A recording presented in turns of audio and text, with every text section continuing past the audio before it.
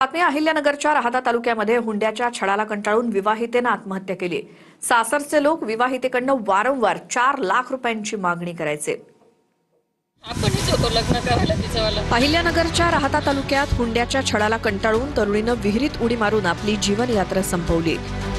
प्रिया ढगे असं मृत विवाहितेचं नाव असून राहाता तालुक्यातील धक्कादायक घटना समोर आली आहे। घराच्या बांधकामासाठी 4 लाख रुपयांच्या मागणीसाठी सासरच्यांकडनं विवाहितेचा सतत छळ करण्यात येत होता। छळ सहन न झाल्यामुळे प्रियानं टोकाचं पाऊल उचललं।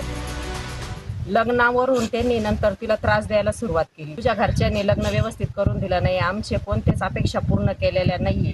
त्यानंतर त्यांनी तिला पैशाची पण मागणी करत होते, त्यासाठी तिला शारीरिक पण छळ करायची तिचा। आणि तिची मुलगी आहे श्रेया 2.5 वर्षाची, ती पण त्यांनी तिच्याकडून हिसकावून घेतली। आणि दरम्यान शारीरिक आणि मानसिक छळ सुरू असल्याची माहिती सुद्धा समोर आली आहे। पती शुभम ढगे आणि त्याच्या घरच्यांविरोधात पोलीस ठाण्यात गुन्हा दाखल करून तिघांना पोलिसांनी अटक केली आहे। काकी म्हणे अख्ख्या वस्तीवर तिने माझा बोबाटा केला का?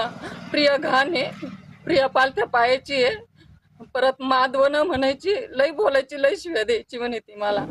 तरी हिला जीव मुठीत धरून राहिली, जगली। आम्ही म्हणायचो थांब थांब, दम धर, दुसऱ्याचं लग्न होऊ दे, मग आपाप शांतता होईल। आपाप न म्हणतोय सासू थांब, दम धर। तिला दमच निघाला, तिने लगेच विहिरीत जीव दिला।